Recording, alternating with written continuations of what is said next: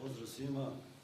Naravno da nam je potpuno jasno šta trebamo učiniti sutra da zadržimo poziciju na kojoj jesmo. Isto tako nam je jasno da to neće da bude lako, jer igramo protiv ekipe koja je u prva dva kola pokazala da treba na nju ozbiljno da se računa u onom prolečnom delu. Ima je neku svežinu, dobro vođena, tako da sa par dobrih pojedinaca maksimalno smo spremni za utakmicu i motivirani da zadržimo poziciju na kojoj jesmo. Hvala. Ostalo nam je da kažem još 13 finala do tog konačnog cilja. Sutra nas očekuje, pa po meni u ovom prvenstvu da sada postalo da svaka utakmica je teška na svoj način. Ekipa napretka do sada je pokazala da je odlična ekipa. U prva dva kola osvojili su 4 boda. Prošlo kolo su odigrali tu sa dosta golova i mislim da će sutra tražiti neku svoju šansu, ali naše očekivanja su jasne i nadam se da sutra ako pružimo maksimum da ćemo osvojiti sva 3 boda. Radi o zapadu-istočnoj tribini, prodaja karata ide odlično i opet očekujemo vaše pitanje. Darjan. Za gospodina Stojanovića pitanje više statistika i zanimljivo. Prekinuli protiv Krmpotića, se plašite možda toga? Ne plašim se, zašto bi se plašio? Jeste neka zanimljiva koincidencija, ali jednostavno mi treba da razmišljamo o sebi, treba da razmišljamo o onome što treba da napravimo. Tako da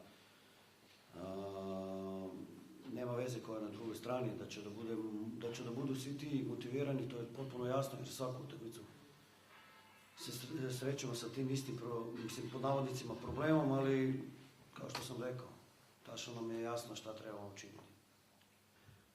Pa igrači su svesni situacije, svesni su da je svaki gol, kao što ste rekli, svaki bod veoma značajan. Ne gledam 4 utakmice napred, gledam samo sutra i kad sutra završim utakmicu, gledat ću sljedeću. Hvala. Pa što se tiče moje fizičke spreme, prošao sam cele pripreme, istina da nisam utakmicu igrao toliko 9-10 mjeseci, ali mislim da sam dosta dobro spreman i da ću u narednim utakmicama igrati sve bolje i bolje, kako vreme bude odmice. A što se očekivanja tiče cijele ekipe, šef je lepo rekao, idemo utakmicu po utakmicu i sada samo razmišljamo prvo sljedeću utakmicu, a to je napredak iskušenja. Pa sigurno da svaki igrač očekuje da igra za reprezentaciju, tako i ja i kod prethodnog selektora isto sam dobio neku šansu, nadam se da ako zaslužim sada, ako budem dobro igrao u ovoj polusezoni, da ću zaslužiti taj poziv i da ću biti pozvan. Što se kadrovskih stvari tiče, ima nekih sitnih problema, nadam se da se reši onako kako svi priželjkujemo. Jučer su se vratili reprezentativci iz Crne Gore, kasno navečer su se vratili i reprezentativci do 21 godine, tako da čekam i izvještaj dalje s njima sve u redu. Kao što sam rekao, sitni problemi postoje, ali u ovom trenutku ništa strašno. Osim Krnete koji je već duže vreme iz stroja i normalnog ritma rada. Što se tiče protivnika, već sam rekao, imaju neku novu svježinu u ovom prolečnom delu. Par dobrih pojedinaca, pre svega u veznom redu, gdje imaju nekakvu lucidnost i brzi prelaz iz faze odbrane u fazu napada preko Regana. Trujić je u dobroj formi, ne samo zato što je postigao 3 gola na ovoj utakmici, već je prvu utakmicu protiv Jagodine igrao dobro.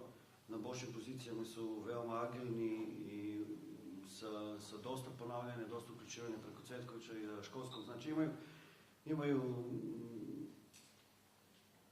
dobro zbalansiranu ekipu, u sredini još taj Micić koji je na oko nevidan, ali puno toga odradi, tako da trebamo dobro da se spremamo i da odigramo onako kako znamo. Hvala. Prvog minuta ili tek sa klubu? Što se s kojim kadrom ćemo sutra nastupiti. Ako igraš s jednim napadačem, ne znači da si defensivni, da igramo s jednim napadačem, tako da vidjet ćemo. Pa što se efikasnosti tiče, ako se ja ne varam, mi smo tu negdje u vrhu, ako ne, najefikasnija ekipa, tako da trudit ćemo se da smo još bolji, naravno, i kreativniji, da radimo na tome, ali pritom moramo da razmišljamo i o rezultatu, naravno, to su dve komponente koje su u ovom trenutku veoma bitne i trudimo se da ih združimo i da prikažemo što bolje igre i da pritom pobeđujemo.